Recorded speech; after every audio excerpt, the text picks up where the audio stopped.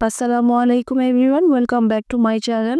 আমের এই ভরা মৌসুমে আজকে তৈরি করে দেখাবো একটি আম দিয়ে দারুণ মজাদার কেক।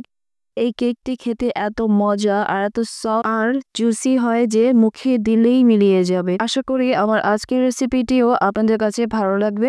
ভালো লাগলে চ্যানেল সাবস্ক্রাইব করে দেওয়ার অনুরোধ রইল আর একটি লাইক দিয়ে দেবেন আমার ভিডিওতে। তো চলুন কথা না বাড়িয়ে রেসিপিটি শুরু করা যাক। এর জন্য আমাদের লাগবে একটি পাকা আম। আমি আমটাকে এখন স্লাইস করে নিব, তারপর একটা ব্লেন্ডার জারে নিয়ে নেব। চেষ্টা করবেন একটু লাল আর বেশি পাকা আম নিতে, তাহলে কালারটাও সুন্দর আসবে আর ঘ্রাণটাও ভালো হবে। এখন একটি ব্লেন্ডার জারে আমি সবটুকু আম নিয়ে নিয়েছি, আটি থেকেও আমগুলোকে খুলে নিয়েছি।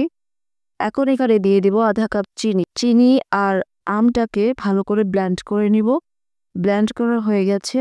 এখন একটি পাত্রে নিয়ে নেব একটি ডিম। ডিমটা ফ্রিজে থাকলে আধা ঘন্টা আগে বের করে নেবেন। এখন ডিমটা ভালো করে বিট করে নিব। যেহেতু চিনিটা আমের সাথে বিট করে নিয়েছি তাই বেশি বিট করার প্রয়োজন নেই। এখন দিয়ে দিলাম আমের পিউরি আর দিয়ে দিব হাফ কাপ তেল। এখন সমস্ত উপকরণ ভালো করে মিশিয়ে নেব।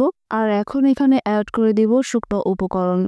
একটি চালনিতে নিয়ে নিলাম 1 কাপ ময়দা, দিয়ে দিলাম 1 চা চামচ বেকিং পাউডার, আধা চা চামচ বেকিং সোডা আর 1 চিমটি লবণ।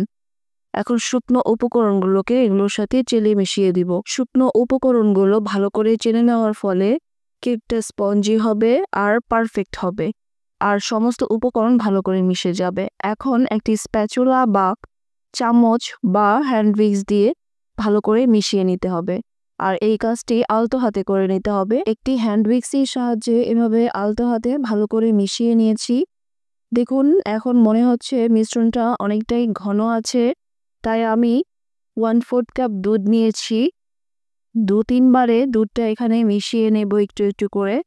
যদি দেখি যে মিশ্রণটিতে আর দুধ প্রয়োজন নেই তখন দেওয়া বন্ধ করে দিব।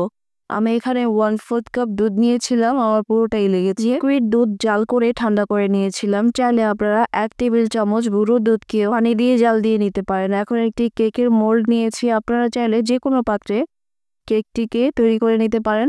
এখন একটি কাগজ দিয়ে দিয়েছি, তারপর উপরে তেল ব্রাশ করে দিয়েছি, তাহলে কেকটা সুন্দরভাবে চলে আসবে। এখন কেকের মিশ্রণটি ঢেলে দিলাম। দেখতে পাচ্ছেন কেকের মিশ্রণটি কিরকম ঘনত্বের আছে। এরকম ঘনত্বেরই কিন্তু রাখতে হবে কেকটি। বেশি ঘন থাকলে কেকটি সফট কম হবে। এখন একটু ড্যাব করে দিব যাতে ভেতরে কোনো এয়ার বাবলস থাকলে বের হয়ে যায়। আর এখন দিয়ে দেব উপর থেকে টুটি ফ্রুটি। এটা সম্পূর্ণ অপশনাল, দেখার সৌন্দর্যের জন্য আমি ব্যবহার করেছি। এখন একটি অ্যালুমিনিয়ামের হাঁড়ি নিয়ে নিয়েছি, এতে একটি স্ট্যান্ড বসিয়ে দিয়েছি, তারপর 5 মিনিট ঢেকে প্রিহিট করে নিয়েছি। এখন কেকের মোল্ডটি এখানে দিয়ে দেব। চেষ্টা করবেন অ্যালুমিনিয়ামের হাঁড়িতে করতে, তাহলে কেকটা পারফেক্ট হবে বেশি। এখন একটি অ্যালুমিনিয়ামের ঢাকনা বা স্টিলের ঢাকনা দিয়ে ঢেকে দিব 45 মিনিট। ফিরে আসলাম 45 মিনিট পর। দেখুন কেকটি পারফেক্টলি ডান হয়ে গেছে। আমি একটি স্টিক দিয়ে ঠিক করে নিলাম, ভিতর থেকে কোনো ধরনের কাঁচা নেই। এখন চুলাটা বন্ধ করে ঠান্ডা করে নিয়ে তারপর কেকটি বের করে নেবেন।